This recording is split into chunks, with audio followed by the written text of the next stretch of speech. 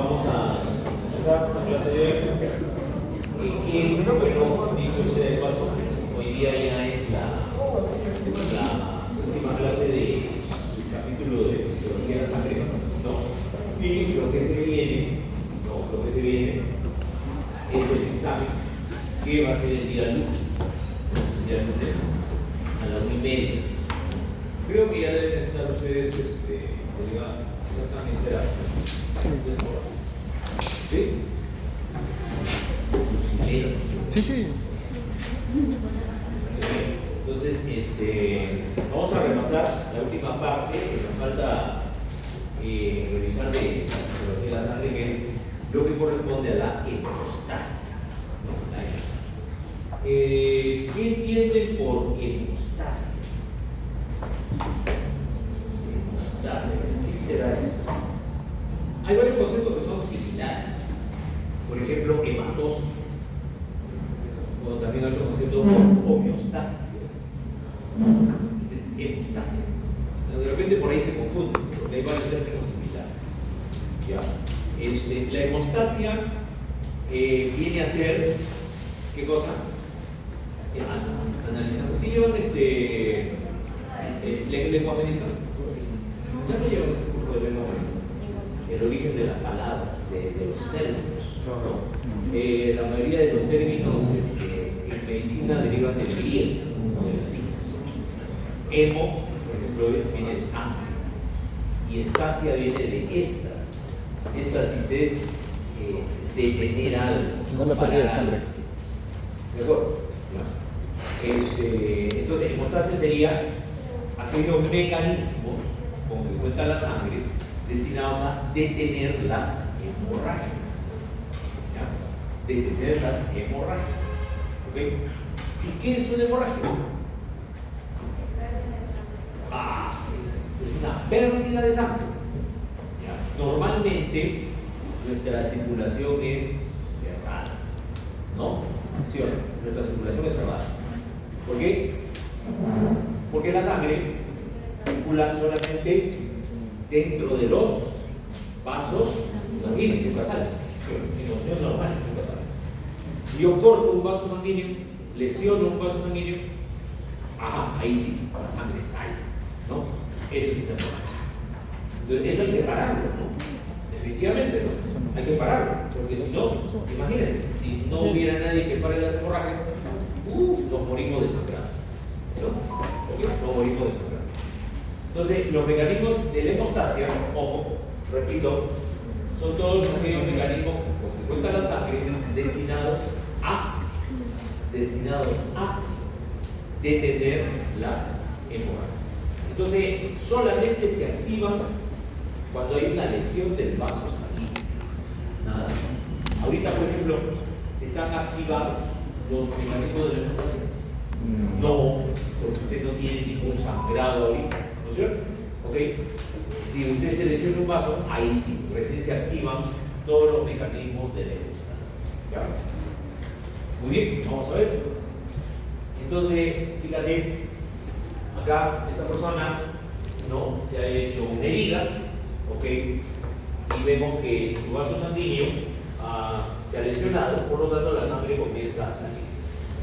La idea es que después de un tiempo, este vaso se repare para que ya la sangre no salga más. Esa es la idea de la hemostasia. Y todos los mecanismos de la hemostasia se dividen en tres fases.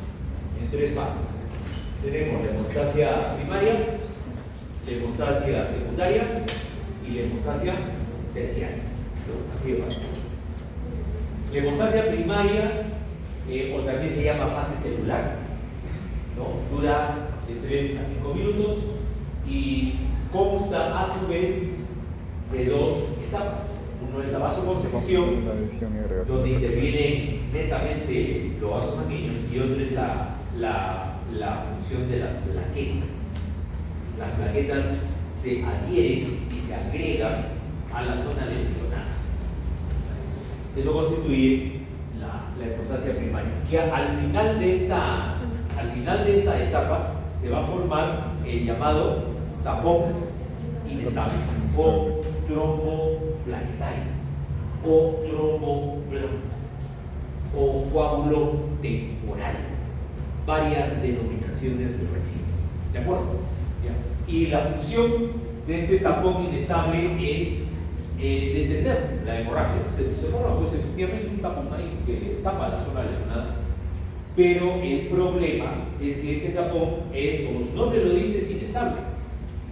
Es bastante inestable, no dura mucho tiempo. Entonces hay que buscar la manera de que se estabilice, para que ese coágulo, digamos, se establezca mejor y pueda detener mejor la hemorragia. Entonces para ello ocurre la hemostasia secundaria, ¿no? O fase plasmática, porque se llama así porque ahí intervienen los factores de la coagulación que se encuentran circulando en el plasma. Esta hemostasia secundaria dura de 5 a 10 minutos y la finalidad de esta hemostasia es que se realice la coagulación de la sangre, ¿no? Esta coagulación de la sangre se va a realizar cuando se forme una proteína especial que se llama fibrina. Se llama fibrina. Una vez que se forma la fibrina, ya hemos dicho que se completa la fase de coagulación. Y esa fibrina tiene la misión de unirse al tapón inestable, ¿no? Se une al tapón inestable para, digamos, asegurarlo, hacerlo más firme, más duradero. Entonces, al final se forma un tapón estable, un tapón estable.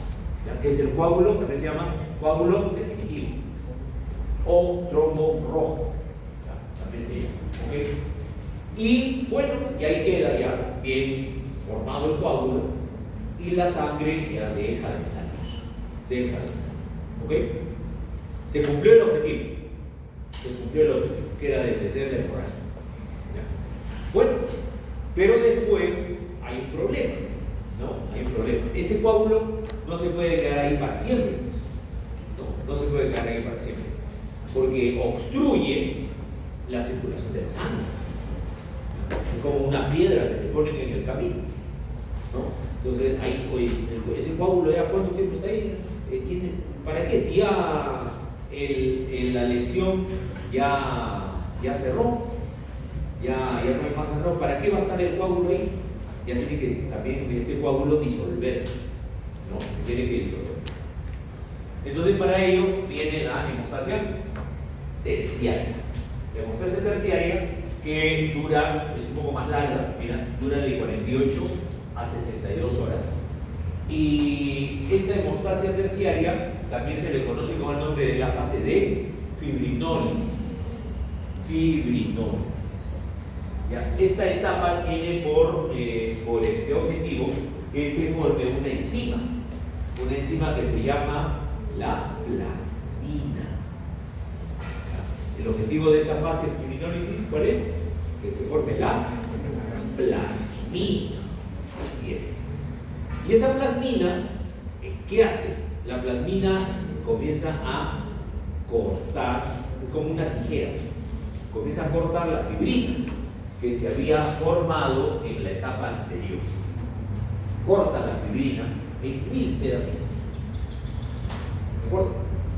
Para que esos pedacitos pues ya salgan a la circulación y se reabsorban y el coágulo sea disuelto. De esa manera desaparece el coágulo. Desaparece. ¿Ya? Entonces la misión de esta fibrinólisis es que se disuelva ese coágulo. Porque es muy peligroso que un coágulo se quede por mucho tiempo en la pared del vaso sanguíneo. Con la circulación de la sangre, ese coágulo en algún momento, si se queda mucho tiempo, puede desprenderse. ¿Y qué pasa si un coágulo se desprende? Comienza a circular por la sangre.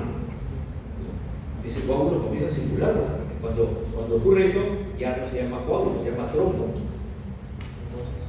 Se forma un trombo, que es un coágulo circulante. Y bueno, pues puede ser que no te pase nada. Ahí va circulando y solito también se va disolviendo por el efecto mecánico de la sangre. Pero ocurren casos en que esos trombos, a la suerte, se meten por decir a la sangre, se mete a la arteria del corazón y ¡pum! Obstruye una arteria del corazón, ya hay un infarto. O de repente va y se obstruye una arteria del cerebro. Entonces sobreviene el ACV, un accidente cerebrovascular, un derrame cerebral, te mueres. Entonces es muy peligroso dejar los coágulos ahí, porque pueden formar trombos. Por eso es importante esta fase de fibrinosis. ¿De acuerdo?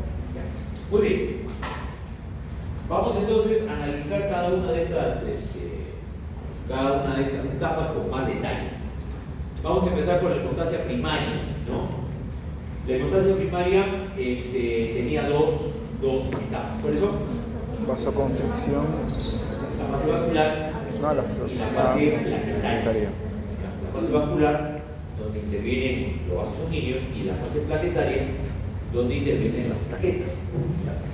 Empezando por la fase vascular, ¿no? Cuando ocurre la lesión del vaso, lo primerito que va a pasar en el vaso sanguíneo es una vasoconstricción.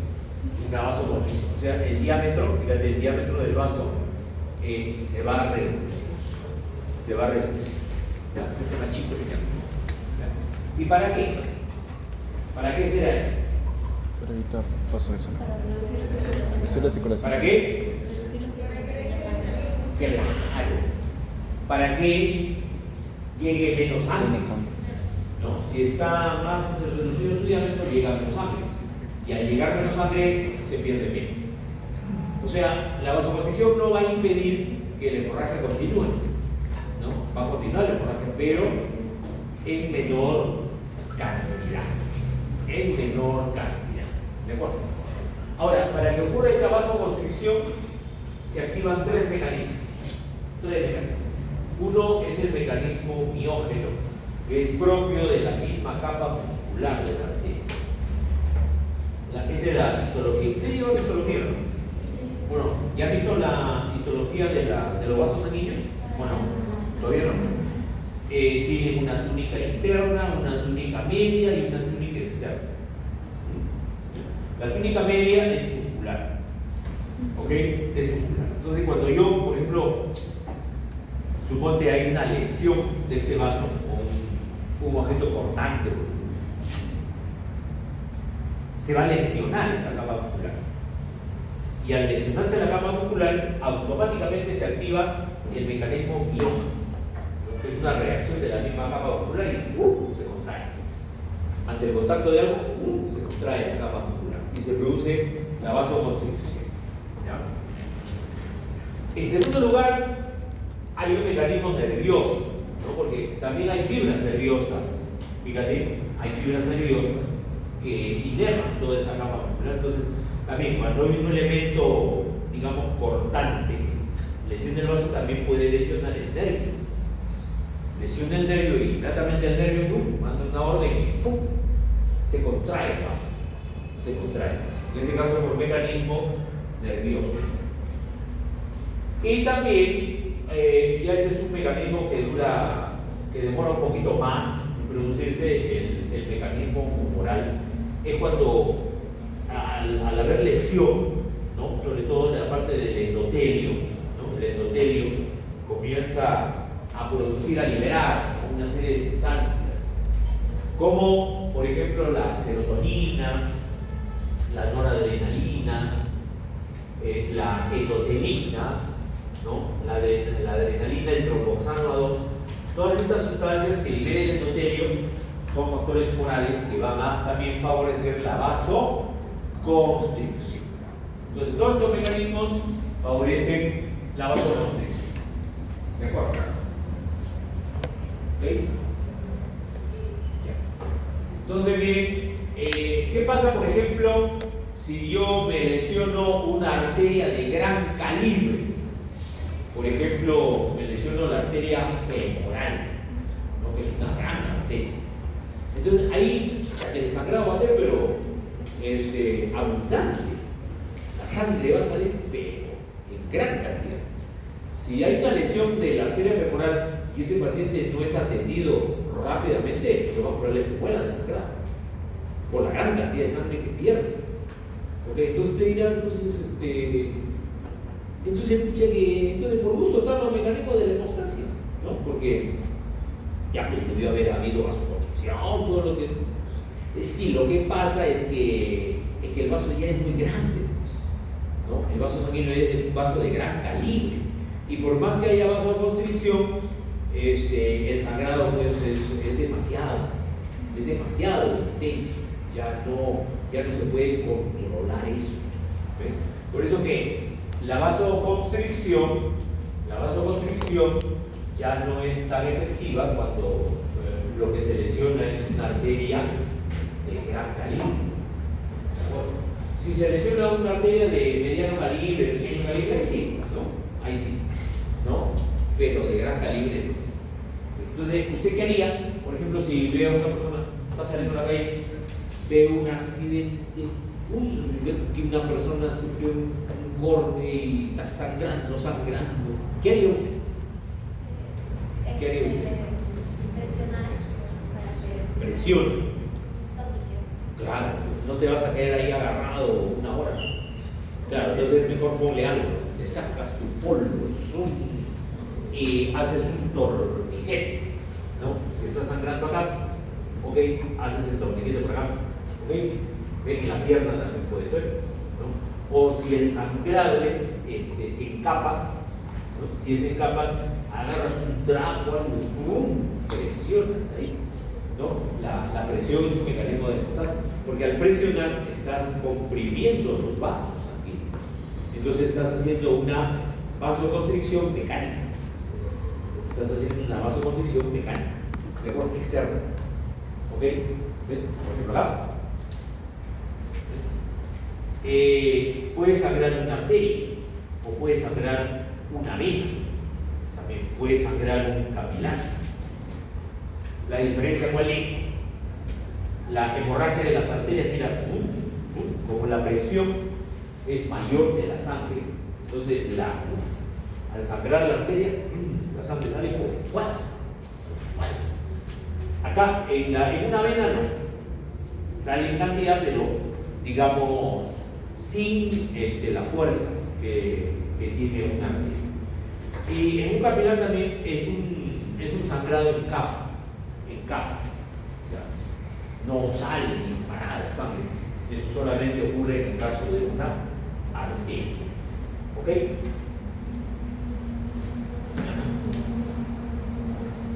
Entonces, por ejemplo, los capilares ¿pueden hacer vasoconstricción o no? No. Los capilares no pueden hacer vasoconstricción porque los capilares no tienen capa muscular. Entonces, por ejemplo, un ejemplo de hemorragia capilar es cuando usted se está cepillando los dientes, ¿no? Y de repente te sangra las encías, ¿no? Te sangra las encías. Ese es un sangrado capilar. Ahí lo que se está lesionando son los capilares. ¿De acuerdo? Bueno, esa es la fase vascular. Ahora vamos a ver la fase plaquetaria, ¿no? Dentro de la hemostasia primaria había dos etapas, ¿de acuerdo? Etapa vascular y etapa plaquetaria. Acá sí intervienen las plaquetas, ¿no? Ya hemos estudiado las plaquetas en la clase pasada, ¿sí o no? ¿Ah? No. Sí, acuérdense, hemos estudiado plaquetas. Bueno, lo mencionamos creo, pero ahora lo vamos a ver de nuevo. Ya no se preocupen, no se preocupen. Entonces, las plaquetas tienen tres propiedades, ¿no? Las plaquetas tienen tres propiedades. ¿Cuáles son? ¿Ah? ¿Sabes? Adhesión, muy bien. ¿Qué más? Activación. Y hay una tercera. Ya ves, sí hemos visto plaquetas. Sí hemos visto. Es una secuencia. Es una secuencia estas que se dan en ese orden. Se dan en ese orden. ¿Ya? Fíjate, cuando normalmente Normalmente cuando no hay lesión en un vaso sanguíneo, las plaquetas están circulando tranquilas dentro de la sangre, están de manera inactivas, ¿ya?, en el centro del vaso sanguíneo. Pero cuando hay una lesión, hay una lesión y la sangre comienza a salir, inmediatamente, fíjate, las plaquetas, fíjate, ¿qué va a pasar con las plaquetas? Se adhieren. Ocurre lo primero. Ocurre lo primero, ¿no? Entonces es una adhesión. Una adhesión. Se adhieren, pero fíjate que solamente se adhieren a la zona lesionada. O sea, las plaquetas no se van a adherir pues a la zona del endotelio que está sano. No, únicamente a la zona lesionada. ¿De acuerdo? Ya. Esa es la base, la propiedad de adhesión. ¿Ves? Ahí está, cómo se adhiere a la superficie lesionada. Bueno, recordar un poquito las plaquetas. Las plaquetas en sangre tienen un tiempo de vida de 8 a 13 días, más específicamente de 7 a 9 días. ¿Ya? Y de el 100% de plaquetas que circulan en la sangre, la tercera parte están almacenadas en el vaso. Es como una reserva. Es como una reserva de plaquetas. Cuando una persona tiene un sangrado, el vaso se contrae. El vaso se contrae y pone en circulación esa reserva de plaquetas. ¿Ya? La forma es esférica, aplanada, son muy pequeñas, ¿no? Solamente miden de 2 a 4 micras de diámetro. O sea, son mucho más pequeñas que los glóbulos rojos. ¿Y cuánto tiene que haber de plaquetas normalmente en la sangre? En la sangre tenemos que tener 150.000 a 400.000 micras por microlitro. ¿No? O sea, 200.000, 300.000, normal, ¿no? ¿Qué pasa si disminuye? Por ejemplo, un paciente, a ver, oye, hazle un hemograma, este paciente creo que, mira, ha venido porque tiene quimosis, tiene la piel, tiene sangrado en las encías. A ver, hazle un recuento de plaquetas. Le hacen un recuento de plaquetas y tiene, el resultado sale 50.000 plaquetas por microlitro. 50.000 plaquetas. Entonces, ¿eso está bien o no? No. Baja. Sí, baja. Cuando disminuye el número de plaquetas en la sangre, eso se llama trombocitopenia. Trombocitopenia. El término penia es disminución. ¿No? Dice leucopenia, disminución del glóbulo blanco.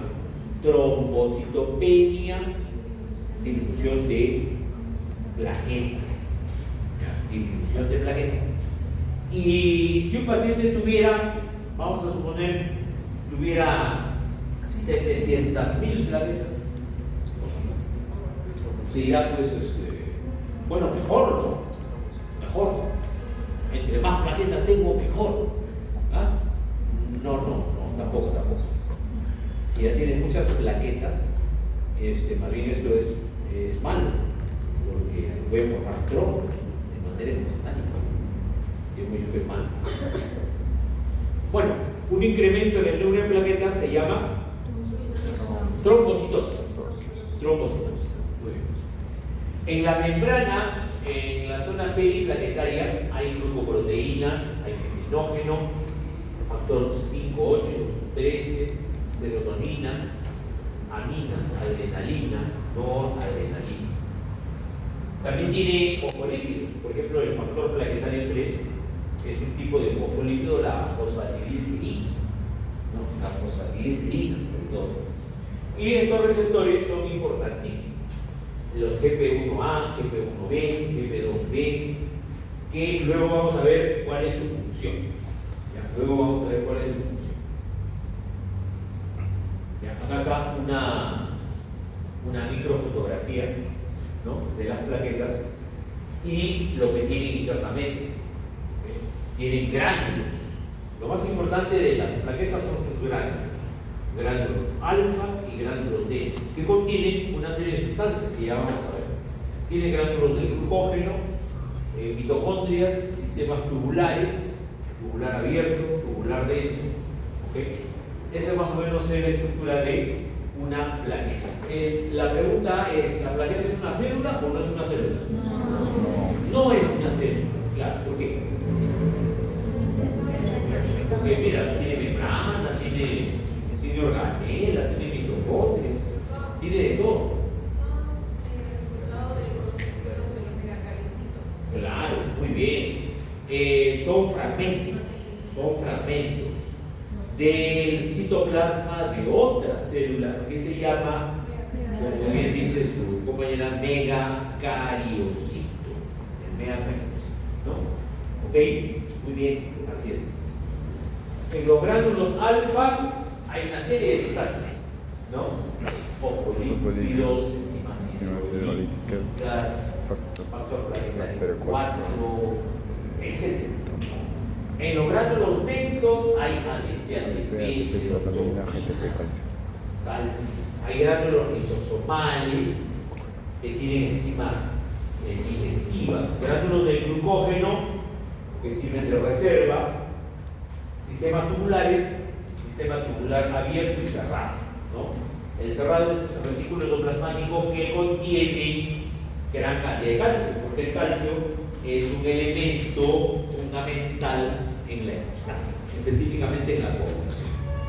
Sin calcio no se hace nada, tiene que haber bastante calcio. Así como tiene que haber bastante calcio en el músculo para que haya contracción muscular, en la sangre tiene que haber bastante calcio para que se produzca la coagulación. Si no, no se produce. ¿Ustedes se acuerdan de ¿esto qué cosa era? Hematopoiesis. La hematopoiesis. Ajá, la hematopoiesis. Y si nosotros vemos, ahora solamente enfóquense en el origen de las plaquetas. Igual, todos se forman a partir del stem, la unidad formadora de colonias mieloide, luego se forma la unidad formadora de colonias megacariobláctica, luego el megacarioblasto. A partir del megacarioblasto se va a formar el megacariocito, y del megacariocito se forman ya las plaquetas. ¿Okay? Ese proceso, así como la formación de eritrocitos se llamaba eritropoiesis, la formación de plaquetas, ¿cómo se llama? Trombopoiesis. Muy bien, trombopoiesis. Hay hormonas de la trombopoietina, ¿no? Que estimulan la trombopoiesis. Entonces, fíjate, acá está nuestro megacariocito, ahí está su visión microscópica, ven, acá está. Es una célula inmensa, ¿no? Inmensa, grandaza, multinuclear, que sufre endovitosis. Entonces tiene un número cromosómico de 32N. Fíjate, es una célula bien grande. Entonces, el megacariocito, mira, se va a pegar al capilar sanguíneo y va a querer entrar a la sangre, pero no va a poder por su tamaño. Fíjate, es inmensa. Entonces, ¿qué hace? Emite unos pseudópodos que entran al vaso sanguíneo. Y el extremo de estos pseudópodos se rodea de membrana y se comienzan a desprender en forma de pequeños fragmentos. ¿No? En forma de pequeños fragmentos. Estos fragmentos, estas son las plaquetas. ¿De acuerdo? Estas son las plaquetas. Justamente la trombopoietina estimula la formación de plaquetas y estimula la formación acá, la formación de los pseudópodos y su fragmentación. ¿De acuerdo? Su fragmentación. Acá. Entonces, sabemos cómo, fíjate, este es un pseudópodo, ¿ves? Este es un pseudópodo que luego en su extremo se va a fragmentar. Y da origen a las plaquetas.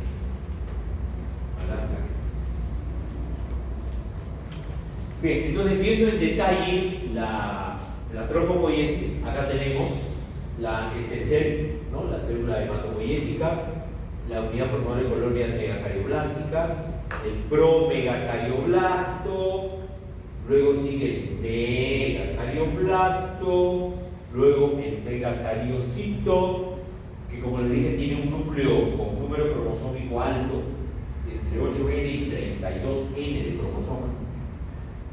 Luego el megacariocito granuloso, luego se forma el megacariocito trombocitogénico, y este sí ya emite pseudópodos y se forman las plaquetas.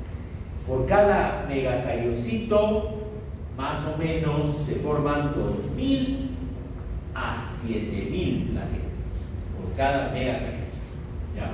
Ahora, este proceso se llama endomitosis, ¿no? Es una endomitosis, no es una mitosis, es una endomitosis.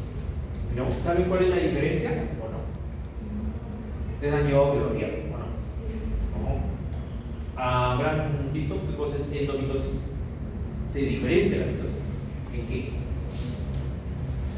Cuando hay mitosis, se divide una célula madre en dos células hijas, ¿no? Cada una con 2N de cromosomas, ¿no? En una endomitosis, ¿qué pasa? La célula no se puede dividir, no se puede dividir. Entonces, el núcleo, el material nuclear sí se divide, pero la célula no. El material nuclear sí se divide, pero la célula no. Entonces se va dividiendo en 2N, 4N, 8N, 16N, 32N. Se va duplicando el material nuclear y la célula no se divide. Por eso que pero aumenta el tamaño. Por eso que el megacariocito es una célula gigante, gigante. Y el núcleo tiene desde 8N hasta 32N de número cromosómico. ¿Okay? Todo este proceso de trombopoiesis, ¿cuánto dura? De 5 a 10 días. De 5 a 10 días aproximadamente, ¿no? ¿Okay? Y estamos produciendo, fíjate, 100 millones de plaquetas al día.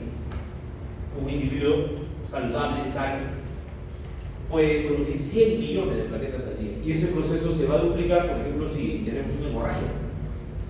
Si tenemos una hemorragia, la producción aumenta, puede aumentar hasta 10 veces, 20 veces la producción de plaquetas. ¿Ya? ¿Ok? Existe, cuando ustedes van ¿alguna vez han donado sangre? En algún hospital, ¿no? ¿Han visto? Ustedes van a donar sangre, pero no solamente existe la donación de sangre total, sino también hay donación de plaquetas.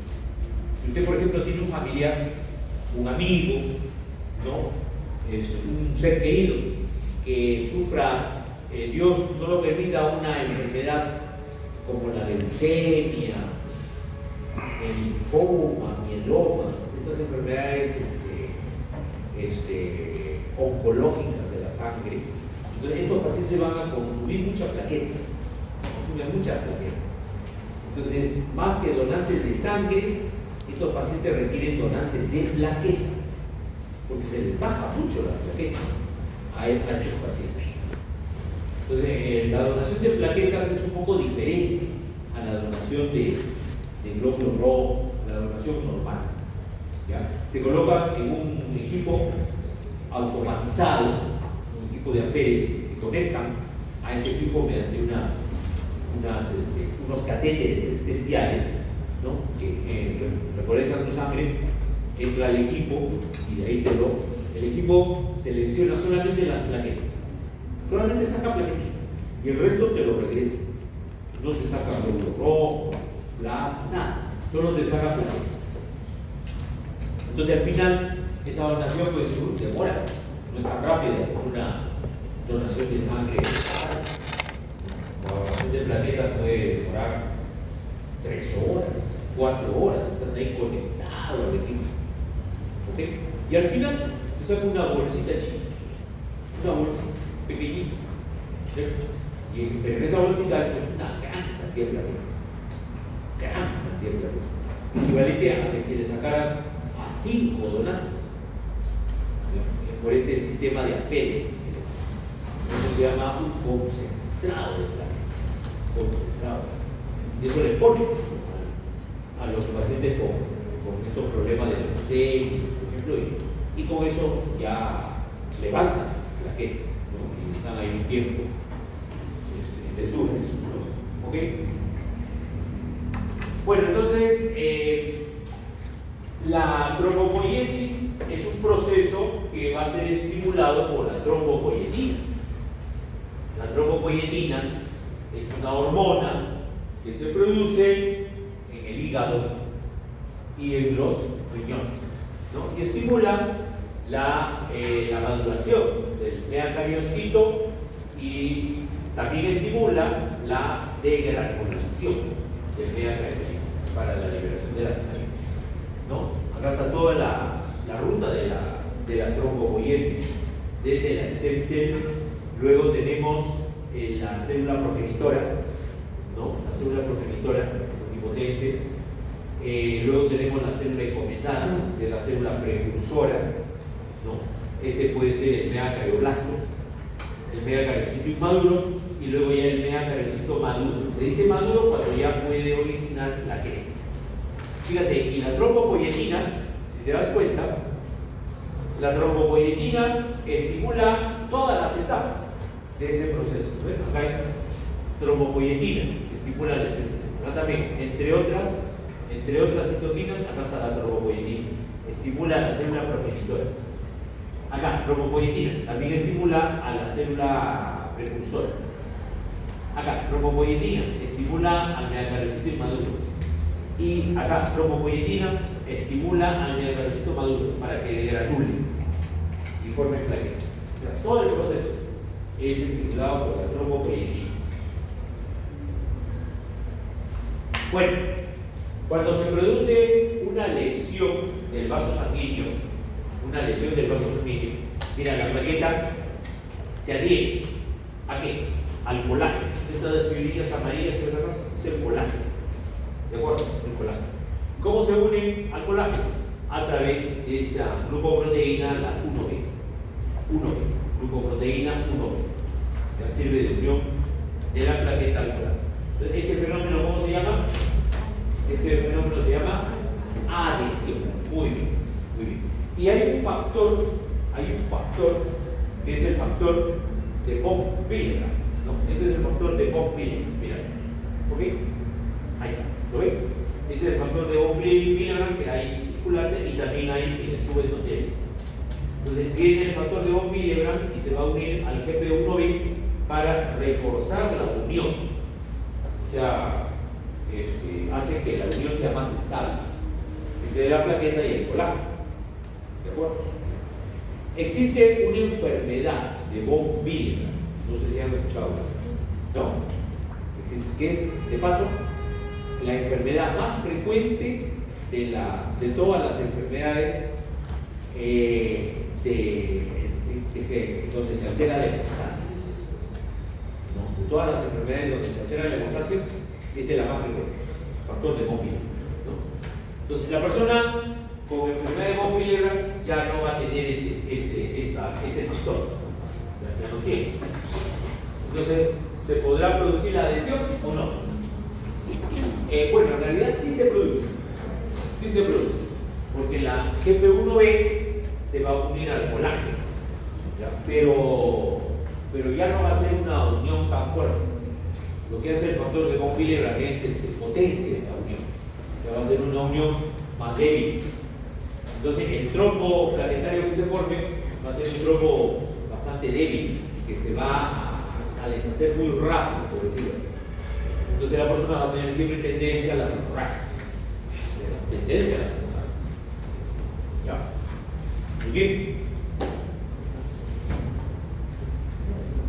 Luego de la lesión plaquetaria viene la activación plaquetaria. Para que se activen las plaquetas hay una metamorfosis viscosa. ¿Qué significa eso? Que las plaquetas cambian de forma. Su forma era, cuando estaban inactivas, era una forma discoidal. Pero cuando ya se activan, aumentan de volumen, se comienzan a emitir pseudópodos y adquieren una forma como un erizo de masa. ¿De acuerdo? Cambian de forma. ¿Okay? Se activa otra glucoproteína aparte de la GP1B, se activa la GP2B3A, ¿okay? Que ya vamos a ver para qué sirve. comienza a sintetizar tropoxano A2. El tropoxano A2 es un proagregante planetario. Además que también favorece la vasoconstricción, que ya vimos, ¿no? Es un proagregante planetario. Libera el contenido de sus gránulos. ¿De acuerdo? Había gránulos alfa, gránulos delta. Todo el contenido de esos gránulos se rompe y se libera. Porque ahí hay muchas sustancias que favorecen la activación planetaria y la coagulación. ¿Ya? ¿Okay? Y también tiene fosfolípidos en la membrana, que es el factor planetario 3. Ese factor planetario 3 también ya vamos a ver que favorece la coagulación de la sangre. Ya, vamos a ver cómo así. Vamos a ver. Okay, entonces, acá tenemos la activación. Fíjate, la plaqueta se hincha, ¿no? Se hincha la plaqueta y le comienzan a salir pseudópodos. ¿Okay? Gracias a la acción, y mira, también libera, ¿no? Libera sus gránulos. Se rompen los gránulos y libera pues adrenalina, serotonina, tropoxano A2, menotelina, etc.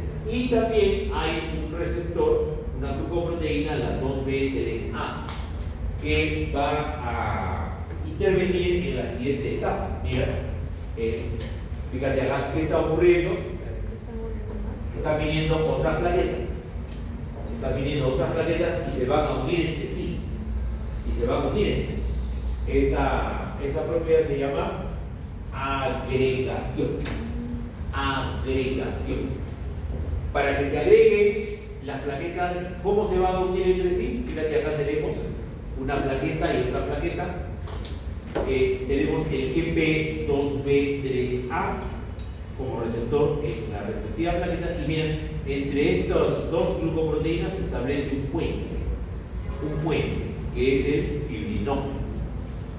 El fibrinógeno es una molécula simétrica, quiere decir que sus extremos son iguales. Entonces puede entrar para acá o al revés, no hay problema, ¿no? La cosa es que se unen con los dos GP2B3A, ¿no? De dos planetas y como un puente, se establece como un puente de unión. Y ese puente de unión hace que las planetas se unan entre sí. Se unan entre sí y se forma pues el agregado de plaquetas. ¿Sí? Ahí está. Fíjate cómo cambian de forma las plaquetas, emiten sus pseudópodos. Ahí está. ¿De acuerdo? ¿Está? En estado de... Mira, arriba, la foto de arriba son plaquetas en estado de reposo, que tienen forma discoidal.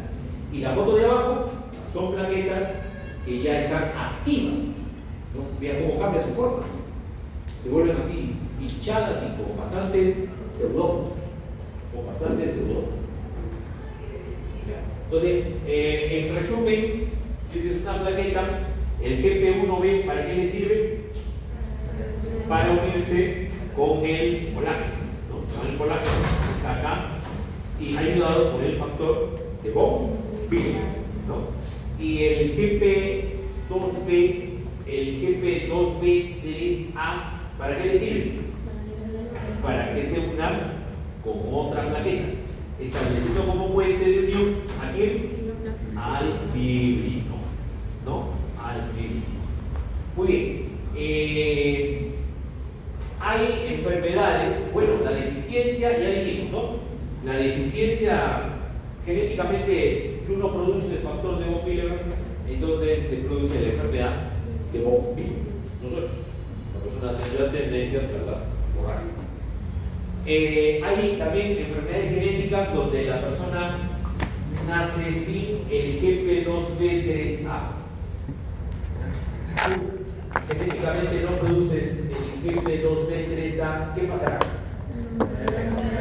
No hay agregación planetaria, al final tampoco no hay formación de trombo planetario, no hay coágulos sanguíneos, entonces también la persona tiene tendencia a las hemorragias, ¿no? Entonces la ausencia de este GP2B3A se conoce como la trombastenia de Glamis.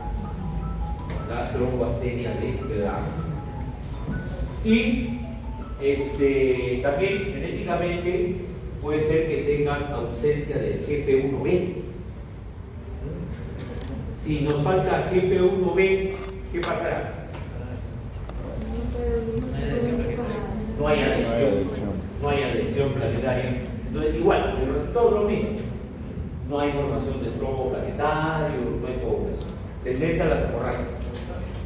La ausencia de GP1B genéticamente es la enfermedad el síndrome de Bernard-Soulier. El síndrome de Bernard-Soulier. Todos son semejantes. Clínicamente son semejantes, porque todos los pacientes tienen hemorragias. ¿No es cierto? ¿Sí? ¿Pregunta? Doctor, ¿cómo funciona la prueba de cristocetina en el caso de la enfermedad de Glassman, que decía que si la corrige, Claro, la aristocetina es un proagregante que potencia a esta GP2B3A. Entonces, si lo que pasa es que no hay ausencia total, sino que tienes GP2B3A pero en pequeña cantidad. Entonces, con ristocetina te potencia la acción de esta glucoproteína, y si corriges con la ristocetina significa que sí es trombocitopenia de plasma. ¿De acuerdo? Pero si no corrige, es otra cosa. Es otra cosa. Esas pruebas especiales que se hacen, pruebas de trombofilia, cuando tú sospechas que el paciente, por ejemplo, primero le haces un perfil de coagulación, y por ejemplo el tiempo de protrombina, tiempo parcial de tromboplastina están normales, y haces un recuento en plaquetas, está normal. Dice, pero, y el tiempo de sangría prolongado. Entonces dice, pero si el tiempo de sangría está prolongado, quiere decir que el problema son las plaquetas. Pero si le haces un recuento de plaquetas, está normal. Dice, están normal las plaquetas. Entonces, ¿cuál es el problema? El problema es que están en cantidad suficiente, pero no funcionan bien.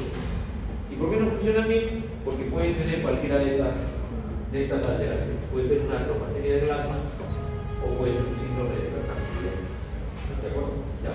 ¿Estamos todos? En el caso de la Bernard-Soulier, anda solo con la glucoproteína 1 beta y supuestamente con la falla, o sea, no corregía. En cambio, se relacionaba con la de von Willebrand, en este caso sí corrige, pero levemente.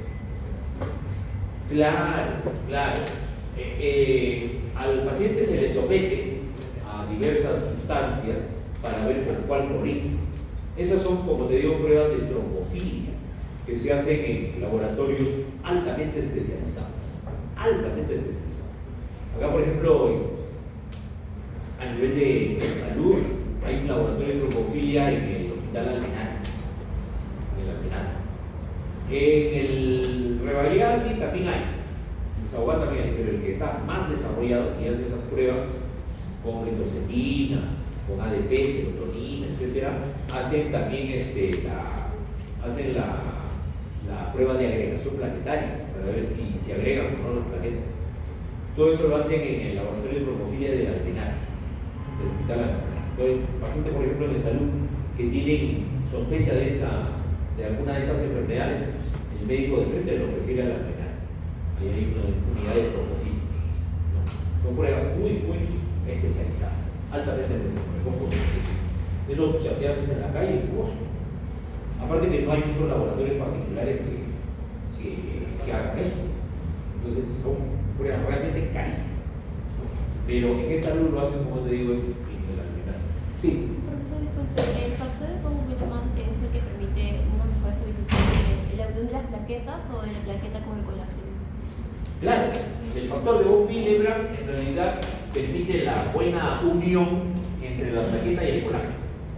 O sea, se pone el medio entre la plaqueta y el colágeno y los hace que se unan más. Y entonces el fibrinógeno es el que plaqueta con plaqueta, unión de la plaqueta. Claro, el fibrinógeno es plaqueta con plaqueta. El fibrinógeno solamente une plaqueta con plaqueta y se une al GP2B3A. En cambio, el factor de von Willebrand se une solo al GP1B y permite la unión de plaqueta con colágeno. Plaqueta con colágeno. ¿Ok? ¿Estamos de acuerdo? Ahora, la ausencia de ese factor de von Willebrand no impide que se unan la la plaqueta se llega a unir con el colágeno, pero ya la unión no es tan sólida, no es tan fuerte. Es una unión más débil. ¿Ok? ¿Estamos de acuerdo? Ok. Otro factor que interviene en la activación de la plaqueta es el AMP cíclico. El AMP cíclico inhibe la agregación plaquetaria y la activación plaquetaria. Entonces, ¿qué pasa si cuando hay un proceso hemorrágico, el AMP cíclico tiene que disminuir para que la plaqueta se active? Normalmente, entonces, si hay una gran cantidad de AMP cíclico en la sangre, las plaquetas están inhibidas, ¿no? Están inhibidas, no funcionan. ¿Qué pasa entonces cuando hay una hemorragia? Tiene que haber algo que haga que el AMP cíclico disminuya. Y el encargado de hacer eso es nada menos que el tromboxano A2. ¿Recuerdan que el tromboxano A2 es liberado por las plaquetas? Cuando se activa, el tromboxano A2 se libera, ¿no? El endotelio también, cuando se lesiona el endotelio, libera tromboxano A2. Entonces, el tromboxano A2 se produce en dos lugares, en el endotelio y en las plaquetas, por degranulación. ¿Ya? Por degranulación de la plaqueta. ¿Y qué hace el tromboxano A2? Bueno, ustedes ya seguramente han llevado bioquímica, ¿no? ¿Están llevando bioquímica? Estamos llevando. ¿Sí? Estamos llevando. Estamos llevando. ¿Y ya han estudiado el tromboxano A2? ¿O no? No, ¿No han llegado a eso? todavía. Todavía. Bueno, ¿qué hace el tromboxano A2? Te cuento. El tromboxano A2 es una molécula que va a inhibir a la adenilciclasa. Inhibe a la adenilciclasa. ¿No? La adenilciclasa es una enzima que agarra fosfolípidos de la membrana, de la bicapa lipídica, fundamentalmente el ácido araquidónico. Y los transforma en endoperóxidos. ¿No? Y esos endoperóxidos luego van a dar origen a AMP cíclico. Eso lo vamos a ver mejor para que no se confundan, lo vamos a ver mejor en una diapositiva donde vemos esa cascada. La cosa es que el tromboxano A2 inhibe a la adenilciclasa. Y la adenilciclasa agarra el ATP y lo transforma en AMP cíclico. ¿De acuerdo? Entonces, ¿qué pasa si yo inhibo a la adenilciclasa? Produzco más tromboxano A2. Inhibo a la adenilciclasa. Entonces ya no habrá formación de AMP cíclico. Entonces, disminuye la producción de AMP cíclico. Y al disminuir la producción de AMP cíclico, ¿qué ocurrirá? Las plaquetas se comienzan a activar. Eso ocurre entonces. La liberación de tromboxano A2 es fundamental para que se inicie la activación de las plaquetas. Si no, no hay activación de las plaquetas. ¿De acuerdo? ¿Ya? Ok, otro elemento es el óxido nítrico. Pero el óxido nítrico inhibe la creación plaquetaria. Aparte que el óxido nítrico está considerado como el más potente vasodilatador del organismo. El más potente vasodilatador, claro. Porque cuando los pacientes, cuando ustedes hagan sus prácticas en emergencia, ¿no? Cuando hagan internado, y les va a llegar una crisis hipertensiva. Va a llegar crisis hipertensiva. El paciente que tiene, por ejemplo, 200, 120, ya llegan con molestias, ya están mal, llegan los pacientes. Pueden decir, a ver, ponle su isorbide, su licual, o su captopril, su licual. Nada, ya que es una crisis hipertensiva severa. Entonces, ¿qué haces? Esta crisis hipertensiva está fuerte. Ponle su óxido nítrico, caballero. Le pone su óxido nítrico, que viene en unas bolsitas negras, porque hay que protegerle la luz. Le pone su óxido nítrico y los vasos sanguíneos se dilatan. Una vasodilatación al toque. Entonces, al haber vasodilatación, la presión arterial ahí sí comienza a caer. Hay que usarlo con cuidado, el óxido nítrico. Si le metes mucha dosis al paciente, te vas al otro lado, se produce una hipotensión y muerte. Hay que usar con mucho cuidado. ¿Ya? Entonces, el óxido nítrico, en este caso, inhibe la agregación planetaria. ¿Ya? ¿Ok? Y es estimulado por el ADP, la tropina, la citokina. O sea, así como hay sustancias que favorecen la activación planetaria, hay otros que lo inhiben, porque todo tiene que estar regulado. Todo tiene que estar regulado. Como ya les mencioné al inicio de la clase, cuando ya se controlan las hemorragias, ¿no? Ya no es necesario, ya se controló la hemorragia, ya se formó el coágulo sanguíneo, ya no es necesario que el proceso continúe, ya las plaquetas, ¿para qué se van a seguir agregando? Ya no es necesario. Entonces, así como hay factores estimulantes, como el tromboxano A2, entonces cuando ya se cumplió el objetivo, viene, por ejemplo, el óxido nítrico, inhibe la agregación planetaria, ¿ya? Para frenar un poco el proceso. ¿Ya? ¿Ok? Doctor, Sí. si el óxido nítrico inhibe la agregación plaquetaria, ¿por qué durante la coagulación se producen esos factores que inhiben la agregación plaquetaria? Claro, es una cascada. Es una cascada, que luego vamos a verlo mejor en el esquema. Hay una diapositiva donde lo vamos a ver con un poco más de detalle. Ya, ahorita lo vamos a ver, no se Entonces, preocupen. el tromboxano A2 se produce en la activación planetaria.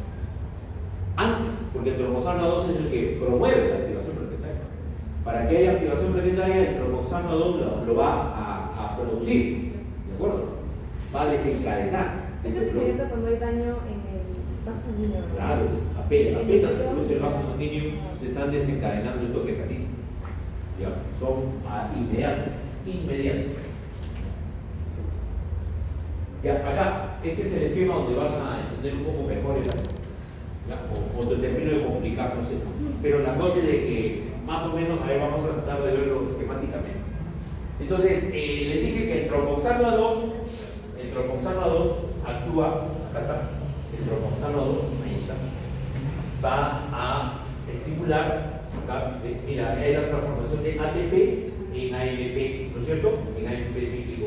El tromboxano A2 va a inhibir a este enzima, la N-ciclasa. Y la N-ciclasa va a fomentar la transformación de ATP en AMP cíclico. Entonces, ¿qué pasa si yo sintetizo más tromboxano A2? Yo sintetizo más tromboxano A2, se inhibe este proceso y el incremento, ¿no? El incremento del AMP cíclico, no te olvides que fomenta la agregación planetaria. Entonces, si yo disminuyo este proceso, más bien se va a disminuir la agregación planetaria. ¿De acuerdo? Se inhibe la agregación planetaria. ¿Ya? A menos AMP cíclico, hay mayor agregación planetaria. ¿De acuerdo? ¿Ya?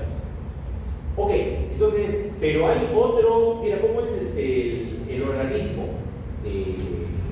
Un poquito complicado, porque todo nace, el tromboxano A2, a partir de quién se forma inicialmente, de un fosfolípido de la membrana, de la plaqueta, que generalmente pues es el ácido araquidónico, pero el ácido araquidónico va a estar metido en la membrana, entonces yo necesito que salga de la membrana, ¿no? Entonces hay una enzima que agarra al ácido araquidónico de la membrana y lo saca y lo deja libre en el citoplasma. Esa enzima se llama fosfolipasa A2. La fosfolipasa A2 viene a la membrana. A ver, hay tantos fosfolípidos en la membrana. Entonces agarra el que es el ácido araquidónico, ¿no? Lo jala, lo saca. Una vez que ya sacaste el ácido araquidónico, sobre este ácido araquidónico actúan las ciclooxigenasas, ¿no? Las ciclooxigenasas. Y lo transforma en endoperóxidos, ¿no? Endoperóxidos. Y sobre estos endoperóxidos actúa la tromboxano sintetasa y se forma tromboxano A2. El tromboxano A2 ya vimos que inhibe la N-ciclasa y por ende disminuye la producción de ATP cíclico. Y eso hace que las plaquetas se activen y se agreguen. Por eso decimos que el tromboxano A2 es proagregante plaquetario. Favorece la activación y la agregación plaquetaria. Pero resulta que simultáneamente los endoperóxidos que se quedan dentro de la plaqueta forman tromboxano A2. Pero hay endoperóxidos que se van al endotelio Esto es el endotelio. Y en el endotelio, los endoperóxidos sufren la acción de otra enzima, que es la prostaciclina sintetasa. Y a partir de ello se forma la prostaciclina. Y la prostaciclina vuelve hacia la plaqueta y mira, la prostaciclina va a estimular la desintegración. O sea, qué curioso, ¿no? Qué curioso. La prostaciclina tiene efecto opuesto al tromboxano 2. Y los dos tienen el mismo origen. El mismo origen. A partir de endoperóxido. Entonces, ¿qué pasa? Si la prostaciclina estimula la hidroxilasa, ¿qué va a pasar? Va a aumentar la producción de ADP cíclico y las plaquetas se van a inhibir. Se inhibe su activación, se inhibe su agregación. Entonces, ¿cómo funciona esto? Cuando hay una lesión del vaso sanguíneo, lo primerito que se libera es tromboxano 2, ¿no? Para que las plaquetas se activen, se agreguen. Y una vez que ya se logró que ya la hemorragia se controle, ¿okay? Viene la prostaciclina. Viene la prostaciclina y va a inhibir esa activación y esa agregación plaquetaria. O sea, actúa en un segundo momento. Primero el tromboxano 2 y en un segundo momento la prostaciclina. Profesor, entonces el ADP cíclico permite la activación plaquetaria. El tromboxano 2 favorece la activación y también la agregación plaquetaria. Sobre todo la agregación plaquetaria. La disminución del ADP cíclico favorece la activación plaquetaria. Favorece El tromboxano 2 favorece la activación y sobre todo la agregación plaquetaria. Y la prostaciclina lo contrario. Ahora tú dirás, pero si se producen a la vez, habría una contradicción, ¿no? Se producen a la vez. No se producen a la vez. Porque al inicio, acuérdate, cuando hay una hemorragia, ¿qué cosa se lesiona? El vaso sanguíneo. Entonces se lesiona el endotelio. Entonces, como al inicio está lesionado el endotelio, no puede producir que arranque la prostaciclina. La prostaciclina recién se va a producir cuando ya el endotelio comienza a regenerarse. Cuando ya está sanando el vaso sanguíneo. Ahí ya recién se produce la prostaciclina. ¿De acuerdo? Claro. ¿Ven? No hay contradicción. Bueno, entonces la cosa es un poco compleja porque, mira, aparte del colágeno, hemos hablado del colágeno, del factor de von Willebrand, del tromboxano A2, pero no son los únicos. Hay otras sustancias que también favorecen la agregación planetaria o inhiben. Por ejemplo, la serotonina. La serotonina favorece la activación de plaquetas, también el vasoconstrictor. ¿De acuerdo? El ADP también activa las plaquetas, activa la trombina. No tiene acción sobre el vaso sanguíneo, pero favorece la agregación planetaria. ¿Ves? El PAF, el factor activador de plaquetas, también favorece la activación y la agregación planetaria. ¿De acuerdo? Y así, el tromboxano 2, que hemos estado hablando ya, el tromboxano 2, su origen, ahí es lo que estamos diciendo, fosfolípidos de la membrana, del ácido arabidónico. Es un factor activador de la plaqueta y además agregación. O sea, favorece la activación y la agregación planetaria. Pero también tiene efecto vasoconstrictor, fíjate, además también tiene otra función. Porque es producido por el endotelio. Acuérdense de la lámina de la fase vascular.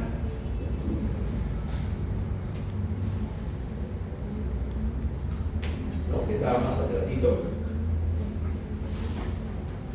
¿Ves?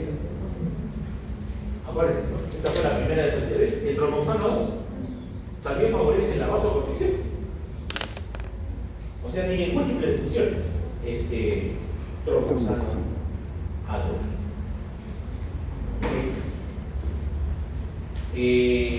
Bueno, de este cuadrito yo creo que pueden venir algunas preguntitas para el examen.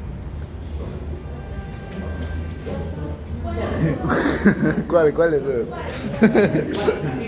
Yo creo que acá lo más importante es el colágeno, factor de von Willebrand, tromboxano. Tromboxano. ¿No?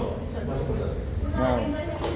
Es para preparar el ¿Perdón? La endotelina. La endotelina produce vasoconstricción. La endotelina es una hormona que produce vasoconstricción. ¿Ya? Vasoconstricción. Muy bien. Ahora, ¿cómo alguien mencionó? Sí, preguntas. Doctor, la discusión anterior cuando decía de desangrado prolongado, ¿puede hacer referencia también ya que el factor von Willebrand creo que es un soporte del factor coagulante número 8? Sí, porque cuando dice acá y produce Claro. prolongado, La función del factor de von Willebrand era unir las plaquetas al colágeno. No, me refiero también porque creo que se relaciona con el factor 8, de que No, la deficiencia del factor 8 es la hemofilia tipo A. Pero no va a haber un transporte adecuado, ya que el factor también este factor lo transporta y te va a que dure más también creo que de la anterior ocular. Sí, pero no es una función, digamos, fundamental del factor de von Willebrand. No es una función fundamental. Lo que sí, la hemofilia y el factor de y la enfermedad de von Willebrand son enfermedades muy parecidas. Muy parecidas clínicamente. O sea, tú vas a tener un paciente con hemofilia y un paciente con hemofilia y uno con enfermedad de von Willebrand son clínicamente muy parecidos. No vas a saber así nomás la diferencia. Es muy difícil diferenciar. Entonces tienes que hacer pruebas. Por ejemplo, dosaje factor 8. Para saber si es hemofílico, tienes que hacer dosaje factor 8. Tanto cuantitativa como cualitativamente. Porque hay pacientes con hemofilia que tienen deficiencia de factor 8. Hay otros que no tienen deficiencia de factor 8. Pero no funciona bien. O sea, es una evaluación tanto cuantitativa como cualitativa. Y les haces también su dosaje, se puede dosar el factor de von Willebrand. Por ejemplo, estos laboratorios de trombofilia hacen dosajes de factores, no solo el factor 8, factor 5, factor 12, etc. Hacen dosaje de factor de von Willebrand, tanto cuantitativa como cualitativamente, es su funcionalidad. ¿Ya? ¿Okay? Entonces, lo más simple, hay que partir de lo más simple, ¿no?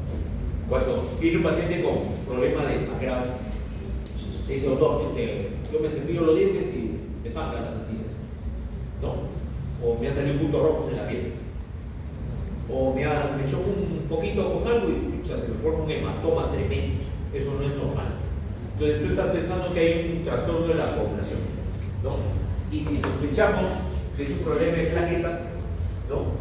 Inmediatamente hacemos tiempo de sangría y lo reto de plaquetas. El tiempo de sangría va a salir prolongado, ¿no? Va a salir prolongado. Y el recuento de plaquetas, bueno, en la mayoría de casos sale bajo. Pero ¿qué tal si el tiempo de sangría está prolongado y el recuento de plaquetas normal? A ver. El tiempo de sangría prolongado, más de 5 o 7 minutos, de la técnica de Duke, por ejemplo, ¿no? Entonces yo sé que el tiempo de sangría se prolonga cuando el problema son las plaquetas. Pero este paciente tiene tiempo de sangría, por decir, 8 minutos y su recuento de plaquetas 200.000.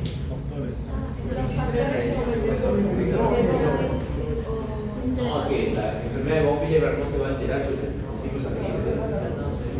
No es enfermedad de von Willebrand. El tiempo de sangría está prolongado. Eso me indica que es problema de plaquetas. Pero el recuento de plaquetas está normal.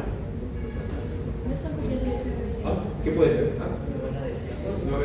Problemas en la adhesión, en la agregación. Entonces, ¿eso qué enfermedad puede ser?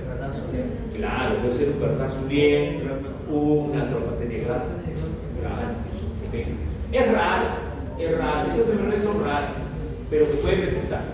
Lo más común que sea una trombocitopenia, por ejemplo, una púrpura. Una púrpura es una enfermedad que cursa con trombocitopenia, disminución de plaquetas. Sí, Carlos, digo. O sea, el problema no es la adhesión, sino la agregación de Depende. Por ejemplo, en la enfermedad de von Willebrand, el problema es la adhesión. ¿De acuerdo? En el Bernard-Soulier, el problema es la agregación. Y en el caso que usted puso, ¿Perdón? el tiempo de sangría que está prolongado, pero la Claro, el tiempo de sangría va a estar prolongado. ¿Cuál es lo que Puede ser Bernard Soulier, puede ser una troposerie de grasa. Si es que el recuento de plaquetas está normal.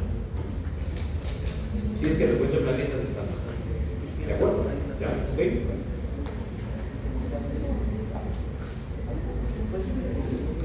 El método de Duke, es el que se hace en el lóbulo de la oreja. ¿No es cierto? Creo que lo han hecho en la práctica. Claro. En el tipo de hay dos métodos, el método de Duke y el método de Hill, ¿no? Que se hace en el antebrazo. El más, digamos, usado, el más popular, el que más se utiliza es el de Duke, más práctico, ¿no? ¿Okay? Y básicamente su valor normal es de 1 a 5 minutos, ¿no? Es el tiempo que demora el sangrado en una herida estandarizada, porque se usa como una lanceta de 3 milímetros. La lanceta tiene que estar estandarizada. Para el recuento de plaquetas podemos usar una metodología parecida al recuento de glóbulos rojos y de glóbulos blancos. O sea, agrega un reactivo, ¿no? A la sangre que destruye glóbulos rojos, destruye glóbulos blancos y solamente deja plaquetas. Y hacemos el recuento en la cámara de Yuvan, ¿no? Se hizo esa práctica, ¿no es cierto? Más o menos similar al recuento de glóbulos rojos y de leucocitos. Es similar. Entonces, la cantidad de plaquetas de 150.000 a 450.000. Si yo tengo entre 100.000 y 150.000 plaquetas, esa es una trombocitopenia leve. Si tengo de 50.000 a 100.000 plaquetas, esa es una trombocitopenia moderada. Y menos de 50.000 es severa. Es severa. ¿De acuerdo? Severa. Pero ahí sí hay que poner plaquetas, ¿no? Y si un paciente tiene con menos de 20.000, o sea, ahí apenas tienes que volar al cuarto estante para ponerle plaquetas a ese paciente donde sea. Porque con menos de 20.000 plaquetas, ese paciente en cualquier momento te hace un sangrado y, por ejemplo, puede hacer un sangrado a nivel cerebral y ahí nomás se queda la cosa. Es terriblemente urgente poner concentrado de plaquetas a pacientes que tienen menos de 20.000 plaquetas. Es una emergencia médica. ¿Okay? Y la trombocitosis, cuando tienes más de 600.000, leve, más de 800.000, moderada y más de 1 millón de plaquetas, es una trombocitosis severa. Generalmente cuando hay problema de sepsis. Vamos con la coagulación de la sangre. La coagulación de la sangre es un proceso que se da en cascada. Es una reacción enzimática en cascada. Y la finalidad de la coagulación es que a partir del fibrinógeno se forme la fibrina. El fibrinógeno es una proteína soluble y la fibrina ya es una proteína insoluble. ¿Ok? Normalmente, cuando tú sacas sangre en un tubo sin anticoagulante, la sangre se coagula y el coágulo se retrae y suelta el suelo, ¿no? Eso tiene un tiempo porque se forma la fibrina, ¿no? Se retrae el coágulo porque se forma la fibrina, que es esa malla que cubre los glóbulos rojos, las plaquetas, ¿no? Se forma ese coágulo. La coagulación se activa por 2 vías, la vía intrínseca, la cual es, por ejemplo, la vía intrínseca es por unión con el colágeno, la vía extrínseca es por ruptura de membranas y es un factor que se llama el factor tisular. Pero cualquiera sean las 2 vías, se activa la vía común. La vía común transforma la protrombina en trombina y la trombina transforma el fibrinógeno en fibrina, ¿no? Que tiene que ser una fibrina insoluble. Acá tenemos la vía intrínseca al contacto con una superficie que tenga colágeno o con vidrio, el factor 12, factor de contacto se llama por eso, se activa. El factor 12 activa el factor 11. El factor 11 activa el factor 9. Y el factor 9 junto con el factor 8 forman el activador el activador del factor 10, ¿no? El activador del factor 10, ¿no? Que juntamente con calcio y fosfolípidos plaquetarios tipo 3 activan al factor 10. El factor 10 activo, la activación del factor 10 se conoce como la vía común. Esta activación del factor 10 también se puede dar por la vía extrínseca. En la vía extrínseca se libera el factor tisular. Cuando hay rotura de membranas, se libera el factor tisular. Se junta con el factor 7 y con el calcio. Y estos también activan al factor 10.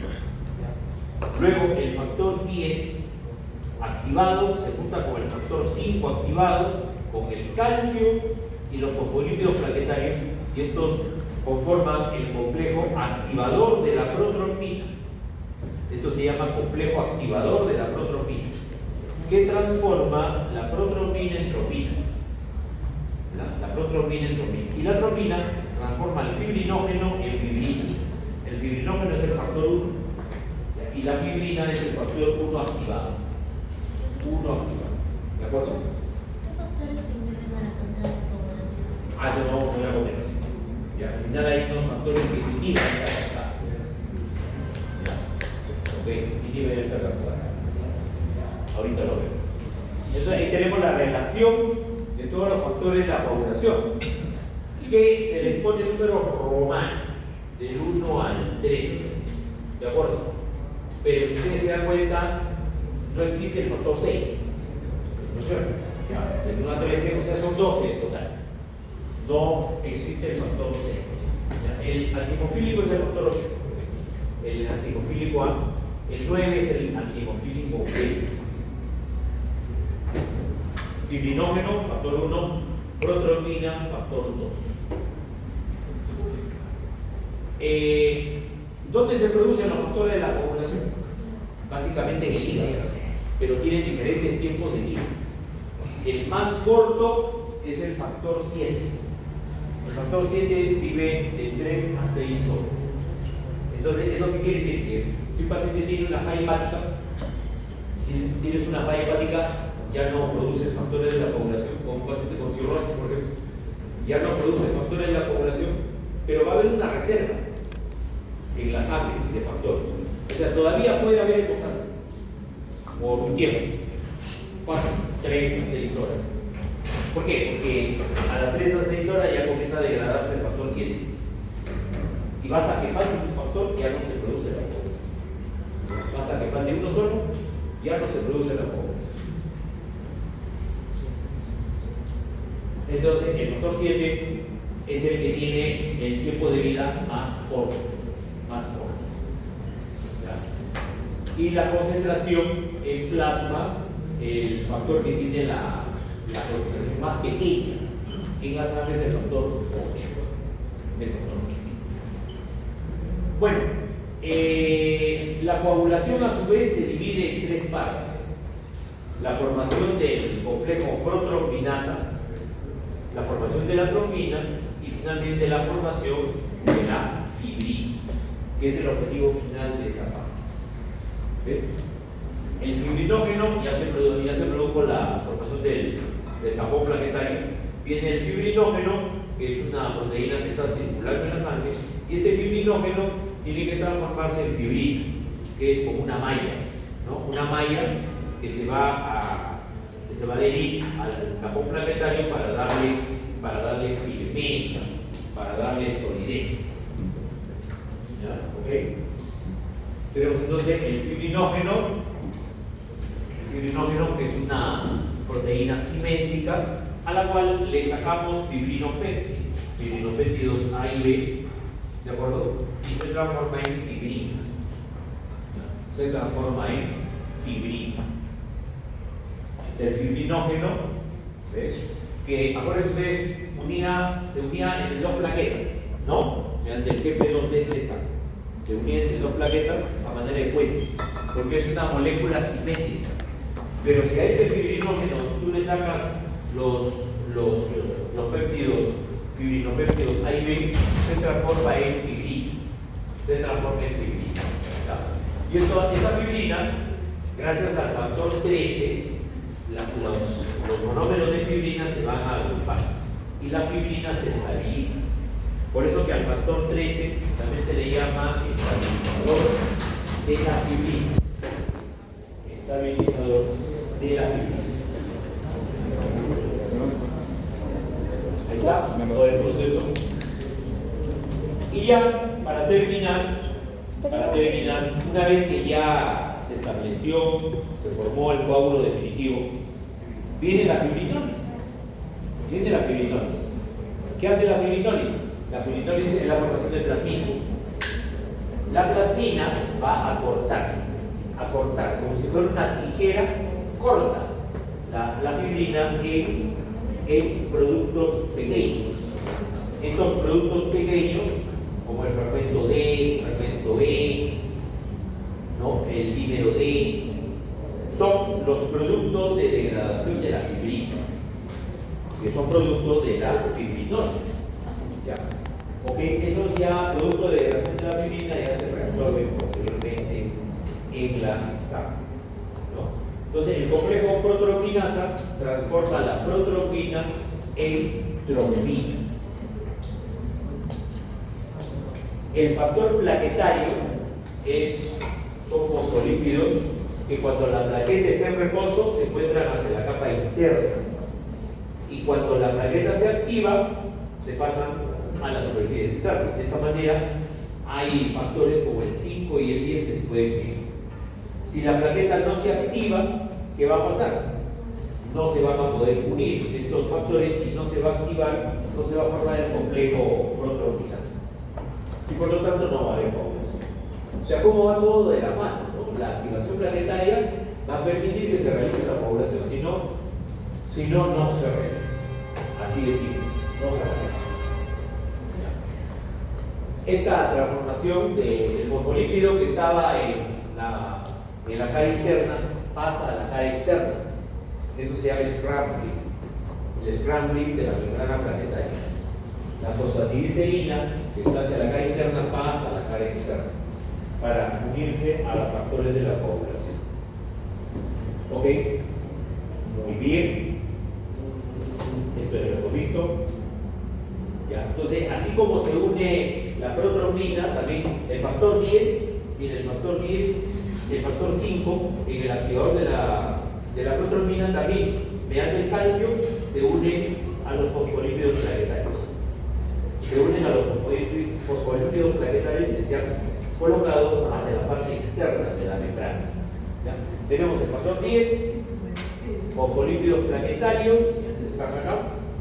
El calcio, que es esta molécula que permite la unión entre dos cargas negativas, y el factor 5. Todo esto conforma el complejo activador de la protropina. Complejo activador de la protropina.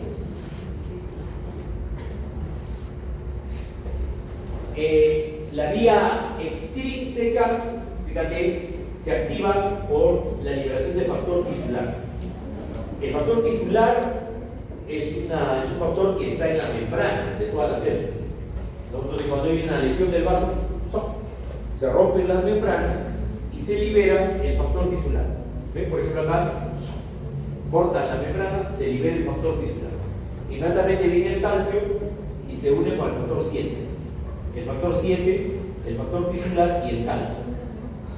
Esa es la vía extrínseca. ¿Ya? La vía extrínseca. Y luego este complejo activa al factor 10. Lo activa al factor 10. ¿Ok? Bien. Esa es la vía extrínseca. Entonces, en la vía extrínseca, fíjate, al cortar se libera el factor tisular y el factor tisular va a unirse con el factor 7. El factor tisular que se libera de todas las membranas, pero no se libera de las células sanguíneas, sino de los tejidos exteriores. Por eso se llama vía extrínseca. Porque las membranas, por ejemplo, de los glóbulos rojos, de las células endoteliales, no tienen factor tisular. No tiene factor tisular. Porque si tuviera factor tisular, entonces las garrafas se estarían activando, se producirían coágulos dentro de las sangres. Y eso no puede ocurrir. Por eso nuestros glóbulos rojos, nuestras células endoteliales no tienen factor tisular. El factor tisular es cuando se rompen tejidos externos a los vasos sanguíneos. Por eso se llama vía extrínseca. Y recién cuando está el factor tisular, recién se activa el factor 7. Si no está el factor tisular, el factor 7 no se activa. No se activa. ¿Ok? Y la unión del factor tisular con el factor 7 activa el factor 10, que es la vía común. ¿De acuerdo? Junto con el factor 5, que también se pega a la membrana de las plaquetas. ¿Ya? El factor 10 y el factor 5 se pegan a la membrana de las plaquetas. Y ahí se forma el activador de la protropina. El activador de la protropina, que tiene 4 cosas, ¿no? El factor 10 activo, el factor 5 activo, el calcio que permite esa unión se realiza gracias al calcio. Y el cuarto es el fosfolípido de la membrana plaquetaria que migró hacia la parte exterior de la membrana. ¿No?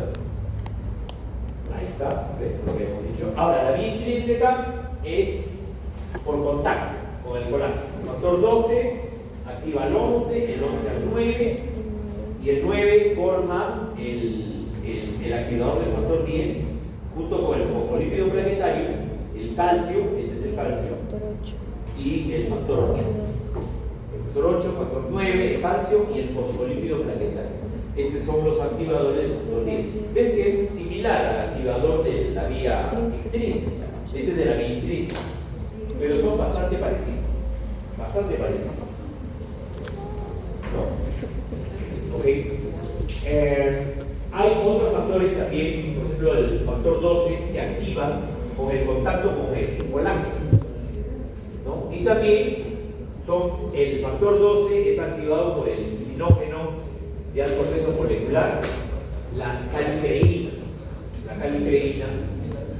y la precalicreína. También activan al factor 12.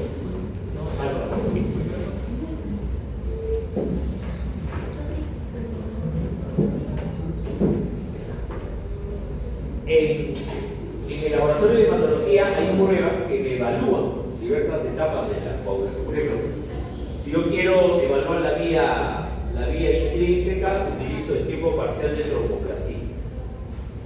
Si yo quiero evaluar la vía común, utilizo el tiempo de protropina. Si quiero evaluar la activación de la trombina, el tiempo de trombina. Si quiero evaluar la activación del fibrinógeno en fibrina, el tiempo de respiración. Son pruebas que se hacen en los laboratorios de coagulación. Por ejemplo, es importante, por ejemplo, en el diagnóstico de algunas enfermedades, por ejemplo, en hemofilia, en un paciente hemofílico, ¿cuál de estos tiempos estará alterado? En un hemofílico solamente va a estar alterado el tiempo donde interviene el factor 8, nada más. El factor 8 interviene en la vía intrínseca, entonces solamente en un hemofílico va a estar alterado este tiempo, el tiempo parcial de tromboplastina, y el resto del tiempo va a estar normal. Entonces es una forma de sospechar que ese paciente puede tener un hemofílico. Solamente está alterado el TTPA, que es el tiempo parcial de tromboplastina. Y estos son los factores, así como hay factores, esto ya lo hemos visto. Estos son los factores, lo que, a diferencia del cuadro anterior, que era básicamente la activación y agregación plaquetaria, estos son los factores que intervienen en la coagulación, favorecen la coagulación. Como alguien mencionó acá, el factor de von Willebrand, por ejemplo, aparte que expone al colágeno a la plaqueta, también regula el nivel de factor 8. También regula el factor 8, ¿no? Porque tiene esa función adicional. ¿Ok?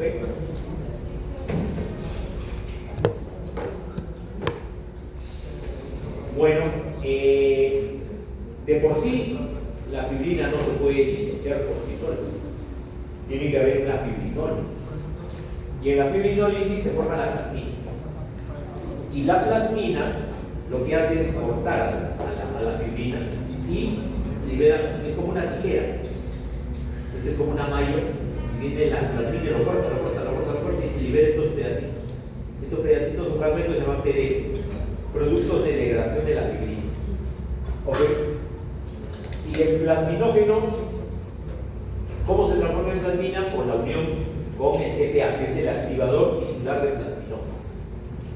El activador tisular de plasminógeno transforma el plasminógeno, que es una proteína del plasma, y lo transforma en plasma. ¿Ok? Bien. Plasminógeno entonces es una proteína del plasma que se elabora en el hígado. Y la plasmina es una proteína de 2 cadenas que resulta de la activación del plasminógeno. Tiene inhibidores, por ahí mencionaron, claro. También hay inhibidores de la plasmina. La alfa-2 antiplasmina, la alfa-1 antitripsina, la alfa-2 macroglobulina. Estos son inhibidores de la plasmina y por ende son inhibidores de la fibrinólisis. ¿De acuerdo? Entonces, si yo inactivo la fibrinólisis, ¿qué pasará en la persona? No se degrada la fibrina. No se degrada la fibrina y los coágulos no son disueltos y hay riesgo de trombosis. Claro, hay riesgo de trombosis. Por eso que la inhibición, estas son por ejemplo las protrombóticas, porque al inhibir a la plasmina, inhibe la fibrinólisis, entonces están fomentando la formación de trombos dentro de la sangre. Son sustancias protrombóticas. Bueno, entonces la plasmina es la encargada de la degradación de la fibrina, y como resultado de la acción de la plasmina se forman una serie de fragmentos. Está el vídeo D, la fracción de Y, etc. Una serie de fragmentos que se liberan en la sangre y ya no tienen ninguna actividad.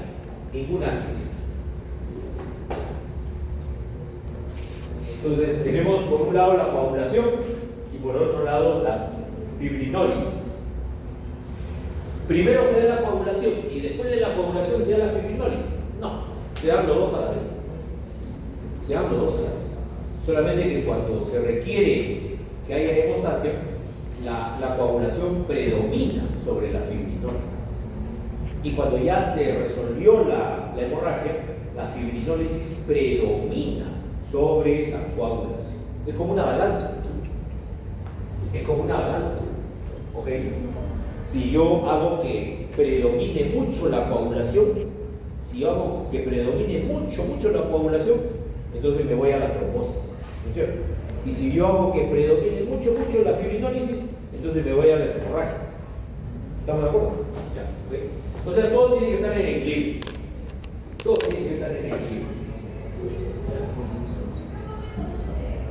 Bueno, la hemostasia primaria, ya dijimos, se evalúa con el recuento de plaquetas y con el tipo de sangría.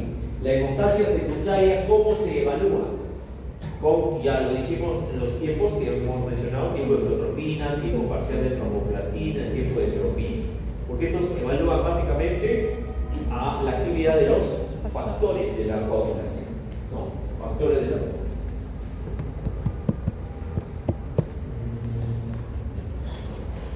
Eso creo que fue la última diapositiva, ¿no? Esa fue la última diapositiva. Me parecía que había algunas más. Pero bueno, espero, jóvenes, que hayan más o menos entendido el tema. Es un poco complejo, pero ¿preguntas? A ver. Hasta ahí el examen de Luis, ¿verdad? Sí, hasta acá viene el examen de Luis. Sí, las termostas.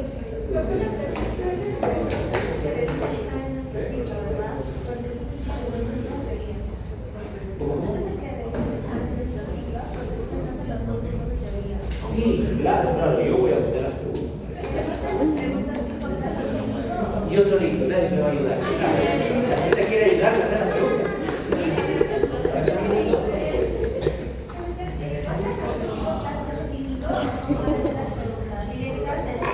Sí, de repente ponemos un casito clínico para que la cosa sea más interesante, ¿no? Una más.